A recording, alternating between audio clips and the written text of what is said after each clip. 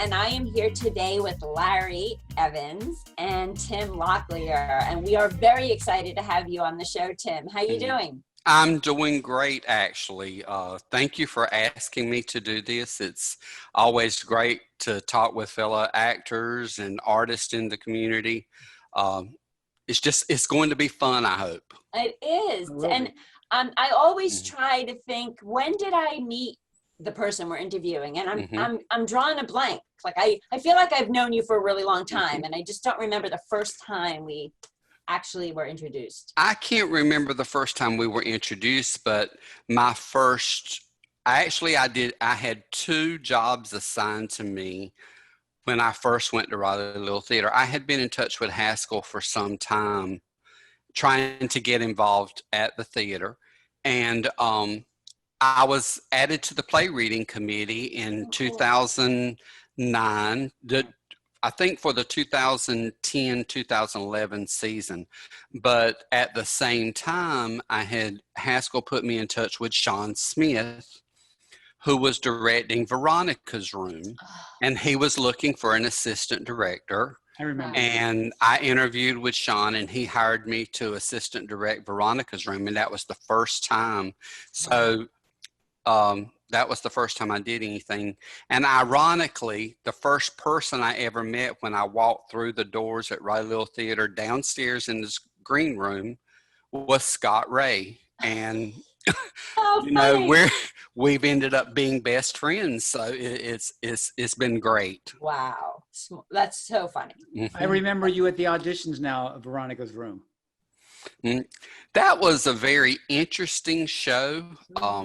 I love provocative type shows, and that was a roller coaster ride. And I know there were several audience members who didn't like it, and there was some pushback from the show, but I think it was one of the most well acted shows that I've had the opportunity to be a part of there at Raleigh Little Theater. Yeah, that's so great. So when did you first become involved with theater? Oh, wow.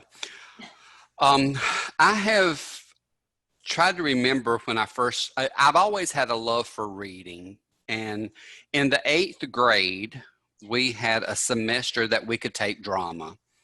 And I auditioned for the play, and I actually got the lead. The play was called Help Wanted. There was only one male role in the show, and I played this businessman. And I had a secretary that I loved that was getting married, and she was leaving the company. That I loved as a worker. Mm-hmm. And so she would bring in all these candidates for me to interview. And to give you an example, one was named Miss Prim and one was named Miss Happy. And so they had these personalities that were awful for jobs, of course. And that's when I really I can remember walking out in front of the audience that night.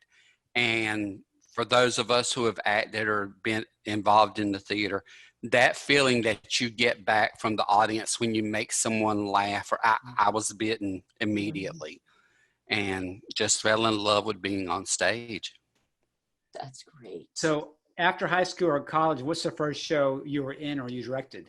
Oh, actually, I went in the Air Force. And when I came home from the Air Force, I got involved. I'm from McCall, South Carolina, down near Laurinburg.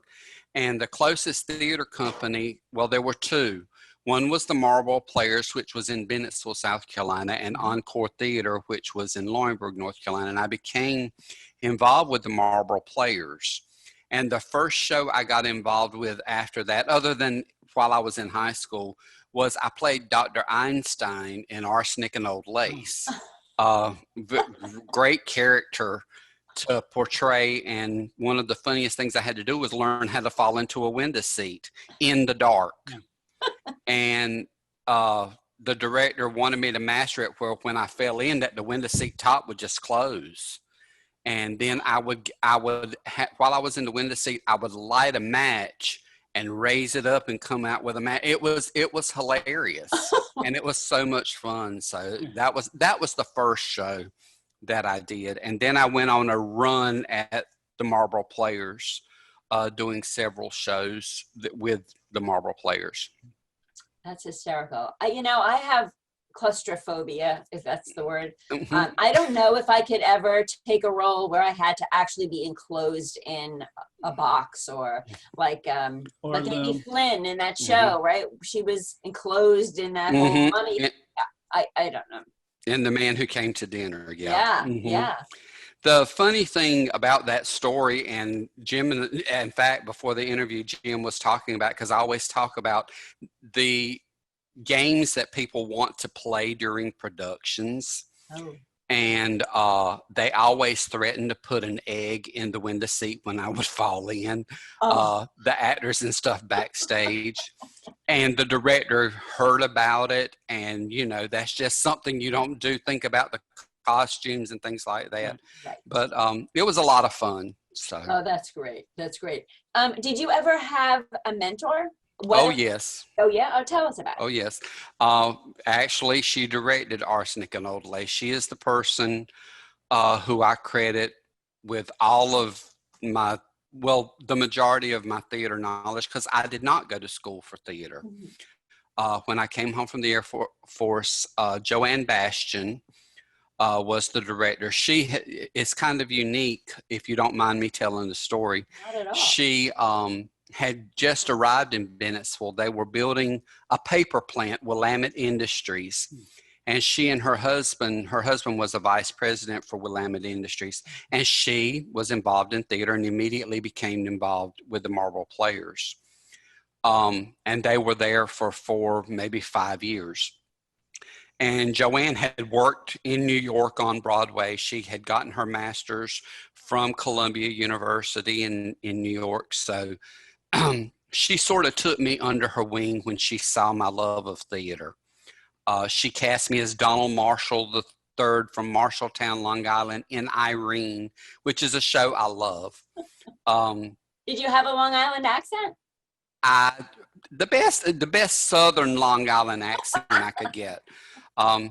She sort of took me under her wing, and she just taught me everything.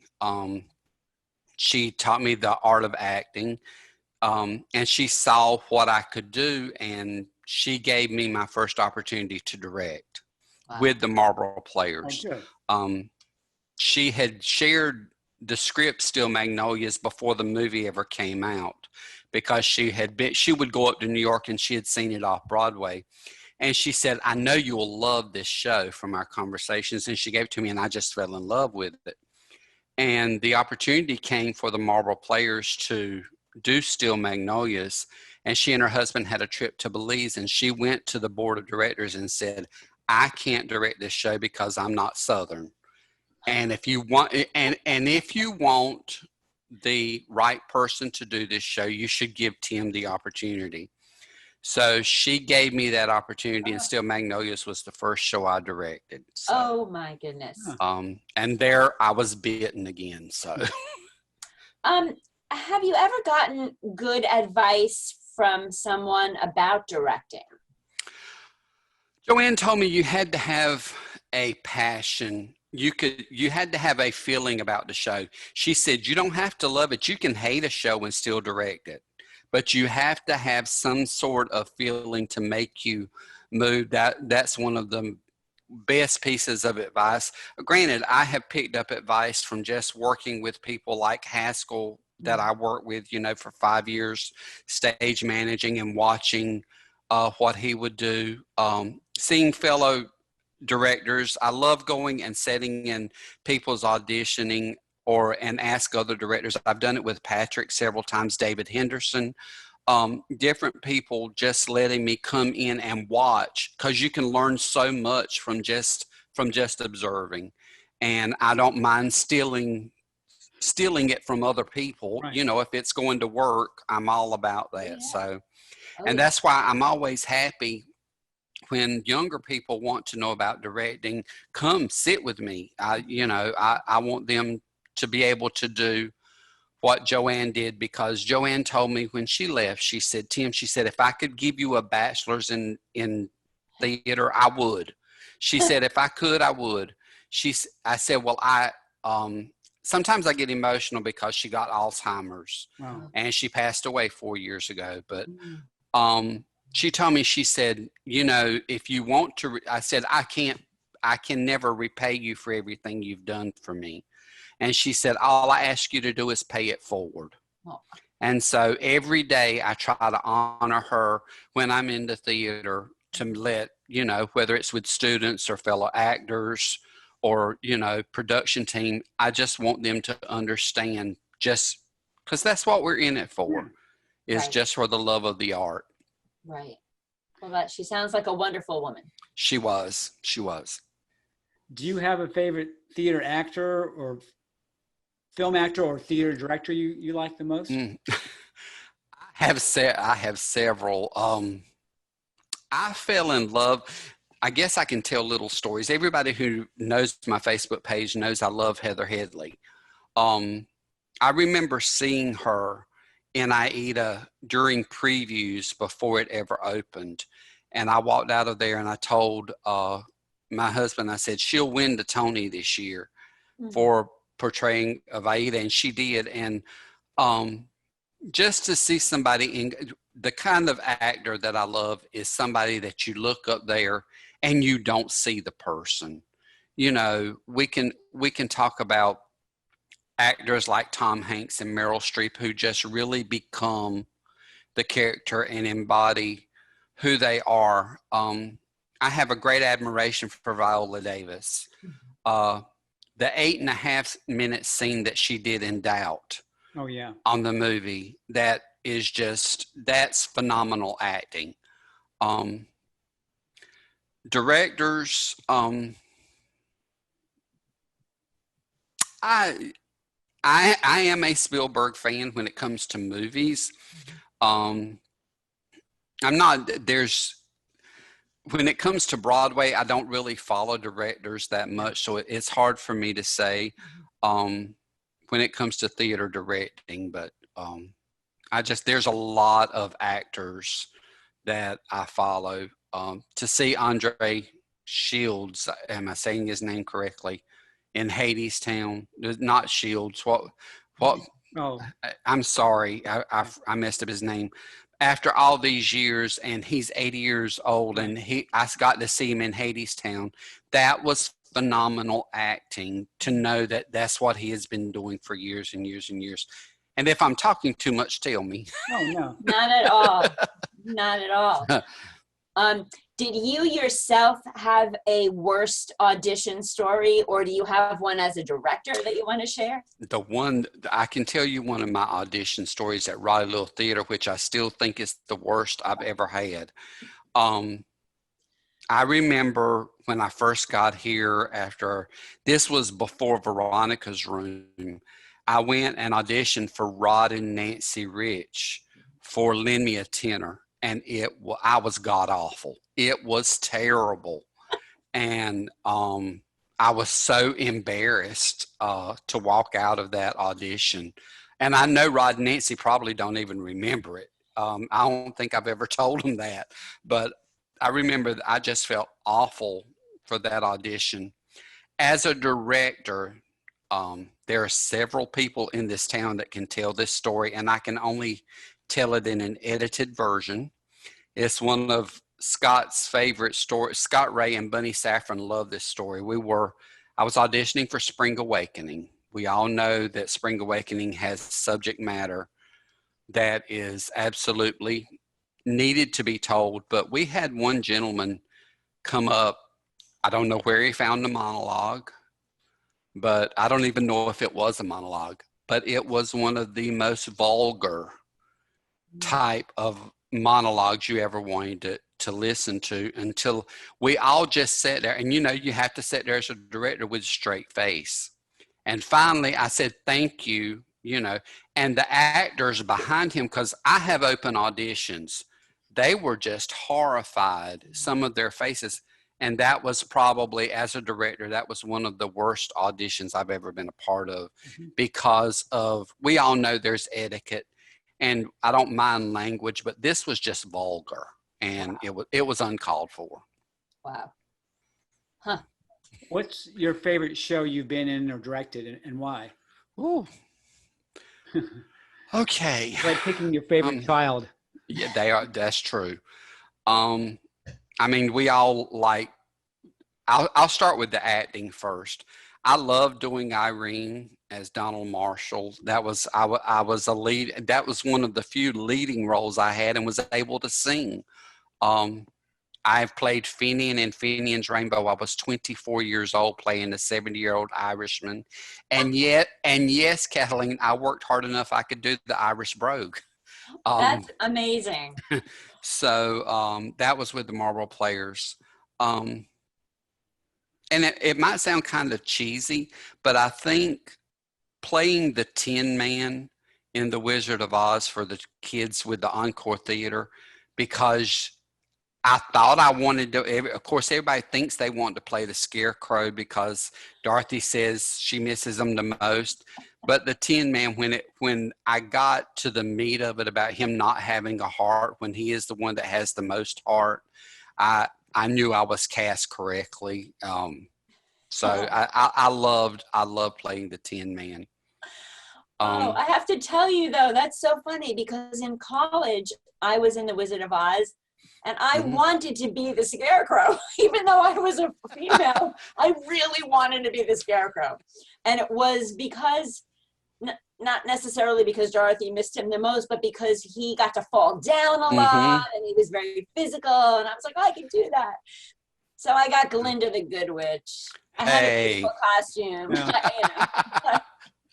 Yeah, I was very surprised at how much I fell in love doing that role because I was disappointed. And this was, of course, I'm thinner now than I was, but it was in my thinner days, and I thought I could pull it off. So, as far as directing goes, you're right. There are children, so it's hard to pick special ones, but I will pick a play in a musical, and I guarantee you everybody knows my favorite play I've ever directed is Mothers and Sons. Oh yeah. That was the perfect, if you can have a perfect storm with a show, working with Becky Johnston and Brian Westbrook and Chris Maxwell and Andrew Farmer every day. That's a director's dream. I've been very fortunate to work with actors like that. I've had the pleasure of working with Christine Rogers and Dee Penvin Crew and Lori Ingalls. I could go on and on about people that I've worked with but that show, the message behind that show, and to be the first person to ever direct it in North Carolina, which I didn't realize until we were notified by dramatists that we were the first to do it. And then to add the icing to the cake, to actually get in touch with my favorite playwright of all time, Terrence McNally, and for him to reach out to us and to reach out to the cast. Because we got emails from him, and he said he was so glad we were doing it at that time because it was during the bathroom bill. That's right. Here in North Carolina, and for him to reach out to us during that time was just really special. Oh, yeah. That's my favorite experience I've ever had directing. Doing Next to Normal and Spring Awakening challenged myself as a director recently. Doing such heavy material that needs to be told. Those were very challenging and very rewarding at the same time. So, is there a role you've always wanted to play, or a play you always wanted to direct? I wanted. Okay, I'll make somebody feel bad. I wanted to play Edna Turnblad so bad in Hairspray at Raleigh Little Theater. I'll never take away from the performances because what I was doing at rehearsals was not what the director was looking for. Yeah. I know that as a director, that's fine. Tony Hefner and I are good friends, and he did an outstanding job. I'll go on record as saying that. And he was doing a totally different Edna, and that's what the director wanted, and that's fantastic. But I wanted to play Edna really bad. I think like every true actor who loves plays, I would love to play Willie Loman one day. My hair is finally the right color and I'm the right age. That's my play. That's Um, hilarious. I think that role is just something you want to sink your teeth into, and it's a truly iconic role. Yeah. Directing, I mean, it's no secret I want to direct The Color Purple. I have really been thinking a lot about that in the wake of, Black Lives Matter, and have talked to a lot of people about it. And the thing that I keep being told by African American people who know me said, Tim, you know that story. That you can tell that story. And if you know the story and can tell the story, there's no reason you shouldn't direct it. However, with the current climate and stuff, I don't ever want to go and take an opportunity away from someone else who can do the job better than I can. With that being said, I didn't fall in love with The Color Purple from the movie or the musical. My high school teacher gave me the book in 1983. And she told me, she says, I think you need this story because of stuff that was going on in my life that I don't know if she knew, but she picked up on it. She was a very intuitive teacher. To me, that story is about resilience of a human being. And Alice Walker happened to write it from the point of view of an African-American woman. That story can be for every human being who has ever suffered or who has been through turmoil and made to be feel less than. And that's why that story just resonates with me so much. So that's something I'm really rethinking. There's several, I mean, I love Terrence McNally. Another show of his that I want to do is Love, Valor, Compassion. Yep. I want to do that. I've even fell in love with Lips Together, Teeth Apart. Those are some great shows, and just that we lost him this year. I've gone back and reread a lot of his stuff, and I want to do another Terrence McNally play. I know the lane that I'm good in. I know I'm good at making people laugh and cry at the same time, and that's what I like to do. And I love stories that are open-ended, like Mothers and Sons. When you walked out of that show, the audience said, well, did she ever go back? Did she become a grandmother to this child? Or did she leave and never never show back up? I love stories like that the audience can come to their own conclusions. So I always look for stories like that when I'm searching. So when you were on the stage, was there a certain type of actor that you always preferred to be with on the stage? Oh, anybody who's giving, who you can feed on, and somebody that you can depend on regardless of what can happen. I tell actors when I'm directing a show, you don't just need to know your lines, you need to know every line in the show, because you never know what can happen. When I was in Irene and we were in our second week run, I went completely blank on stage. And luckily, the girl playing Irene, Lauren, her name was Lauren Wright. She is a choreographer in Nashville, very, very famous choreographer now. I just looked at her and she knew, and she picked right up, and that's a lesson. And I guarantee you, I can never remember another time I forgot a line. I don't think it takes but one time. And I mean, I went totally blank. I could not think of where we were, and she got me back on track. But any actor who is giving on stage and not selfish and trying to make it about themselves to outshine, grandstand each other, that's one thing that I think anyone who's in the arts knows that kind of person. And it's just not safe to be on stage trying to put together a show if you can't depend on your actors.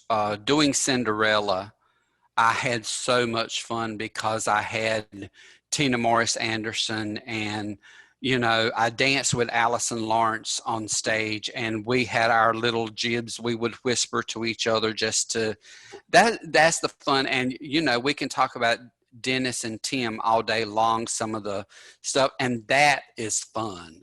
When you have somebody that you can just play off of. And Allison and I, when we were doing the ballroom scenes, we had a lot of fun on stage. So it's all about making art, but it's also about having a good time. Mm-hmm. You might have already answered this. We all have great moments on stage. Can you tell us a couple of great moments on stage, either from as an actor or as a director? I think I've talked about them as an actor pretty much. As a director, okay, stop me if I go too much. When there was three in particular in Mothers and Sons that just stands out as a director. When Chris Maxwell would turn to the audience every night and say, first it will be a chapter in a history book, and then it will be a paragraph, and then it'll be a line, and people will forget. I already see it happening about the AIDS crisis. Wow. That really just shook, and he just turned right back on Becky J and just gave her that, and that passionate plea and that monologue. Those are things that you would sit there every night and you couldn't help but cry. I mean, because it touches your heart. And to see Brian Westbrook sit on that window seat that was on that stage every night and talk about the traumatic things that he went through by losing this person, and for 8 years of his life he was lost, and then Becky J turning to them at the end of the show and talking about she didn't know how to love her son who happened to be gay. Those are things that at the meet as a director, now I do not take credit for all of it. I help feed it because I had the right people doing the right things. And when you see all of that coming together, that's a collaboration. Working with Aya Wallace on Spring Awakening as a choreographer, when we had our first meetings, I told her I didn't want to do a traditional Spring Awakening where all of a sudden the lights change and they're rocking out. I wanted to tell the story. I wanted to be true to the story.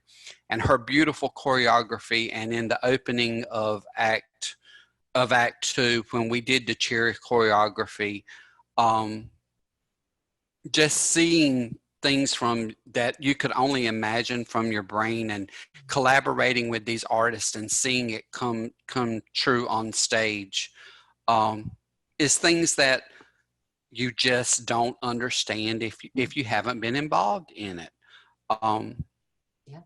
And if I can throw this out as a producer at NRAC, as the artistic director, last year, watching the phenomenal Connie McCoy do Lady Day at Emerson's Bar and Grill, to know that we chose that show, and every night to sit there and watch the audiences truly be moved and transformed back to the 40s, and seeing that iconic performance here in the area, those are the things that just stand out to me. Sorry, I told you I will go on and on. Well, this is why we do, all of us do what we do. Mm-hmm, exactly. Yeah. Exactly. What's the funniest thing that ever went wrong on stage? I was left on stage one time. The actor was downstairs, not downstairs, but in the dressing room, and didn't realize it. So I know I had to go on, and I talked about, well, he was supposed to be here at a particular time. Luckily, I was waiting on him and had mentioned, and I think it was in The Odd Couple at the Marble Players, and was just left out there. And you can't break that fourth wall. And I sat there and I talked about my day, and I wish he would hurry up and come on, and finally somebody realized what was going on, ran and got him, and he, came through the door and we went on. But that's one of the, one of the funniest things that's ever happened. We've all had mishaps. I can't tell some of the stuff with me and Allison on stage. It's just to get laughs. I can tell you it again. Stuff keeps coming to mind.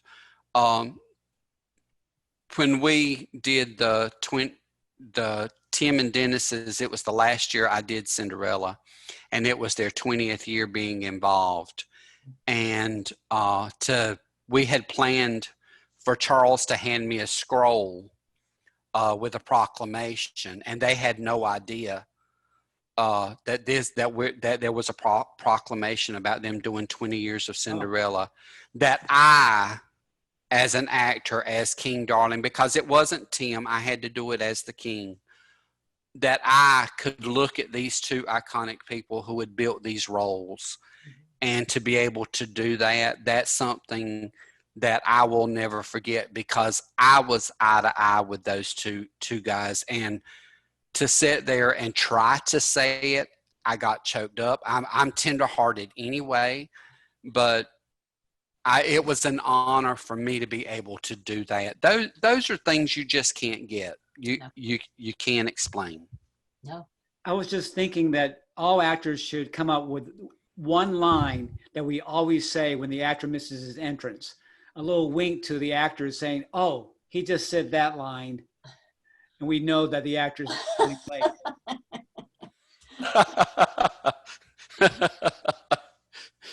That works. That would work. If you could go back in time and talk to the younger version of yourself, what advice would you tell yourself? That no matter how hard it gets, that you have somebody out there on your side, and that it will, no matter what, it will get better. I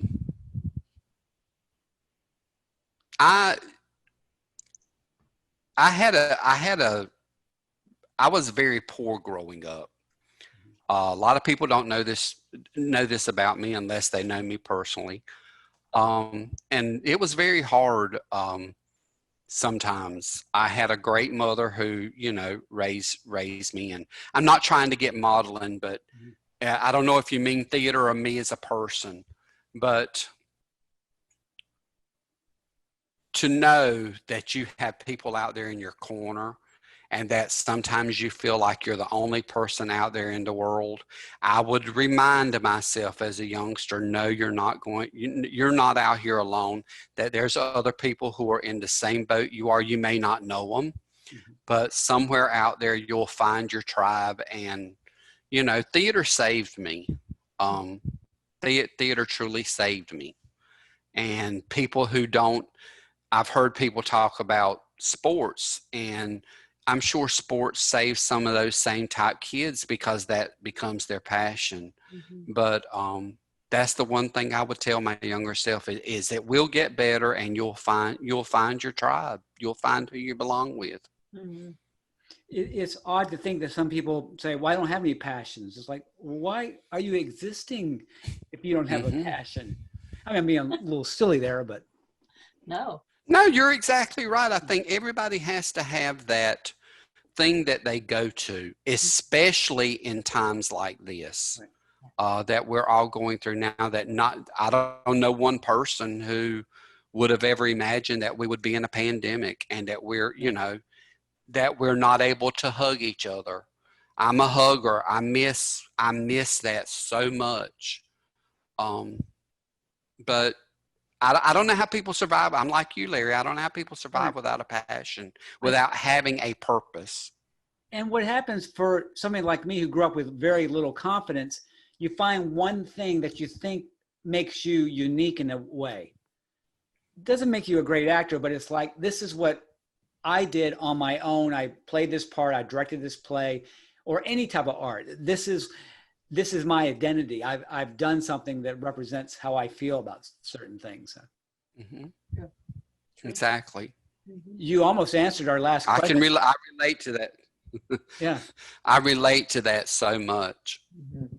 I have this bad thing. Like I work at the university and I would meet instructors and I would say, don't bring up theater, Larry. Don't mention theater. Don't mention theater. And within 5 minutes, well, you know, that kind of reminds me of a, and I say, they don't want to hear about theater. That's like my family. Oh no, there she goes again. Jim has learned to live with it, you know. He was not, I mean, he knew about theater and I think he had gone to some big things growing up.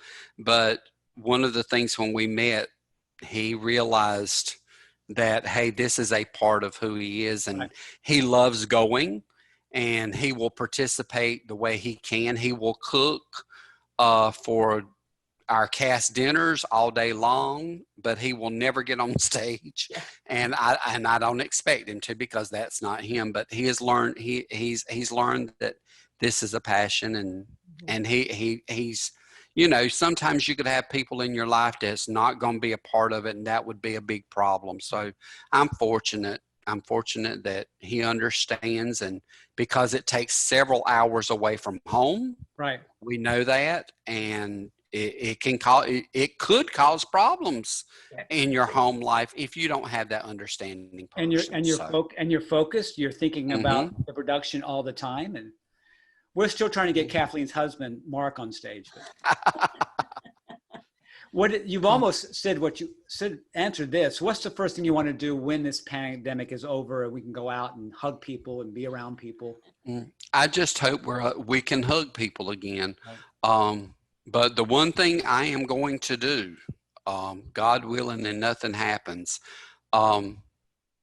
after I greet my theater family and we're all able to gather and cry, because I know there'll be a lot of tears shed, I'm getting on a plane and I'm going back to Switzerland. Oh, wow. That is something.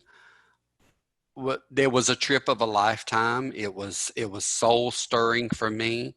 And this pandemic has let me know that, hey, tomorrow, I mean, I already know from my heart issues that tomorrow's not promised, but that's one of that is something I'm going to do if nothing happens and I'm allowed to have good health and able to get on a plane.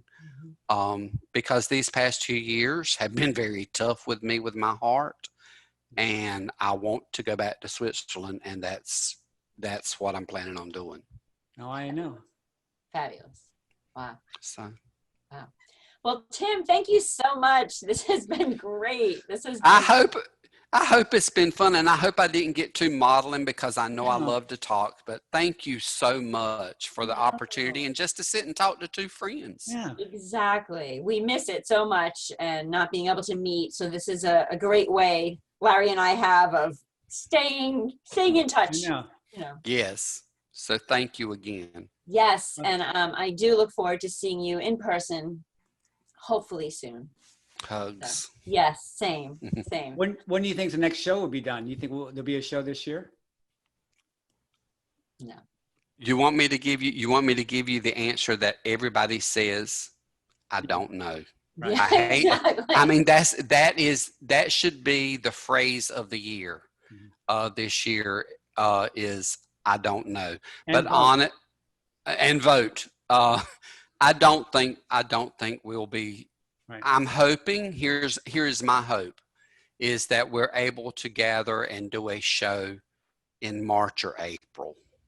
Yep. You know, that is my hope. I'm thinking, and I'm thinking logically about the winter time and the flu season, and everybody says a second wave is coming, and the first wave hasn't even gone away. This is not the place to get into the whys and why we're where we are, but I'm ready to get back, and I don't see it happening anytime soon. My hope is March or April. I think if we get through the holidays, yes, we have a good holidays, we'll come out. If the infections are going down, they will all start we'll feel like a rebirth in a sense. Mm-hmm. Right. I agree. I've known too many people who have had COVID already. Some have been very sick. Some have had mild things happen, and we lost one friend down in Myrtle Beach from it. So it's real. It's real, and people need to take it seriously. Amen to that. Yes. Thank you. You take care of yourself. You too, and I cannot wait. I can't wait till we hug, and same. I might not let you go. That's okay. All right. Take care, Larry. Thank you so much. Bye. Bye now.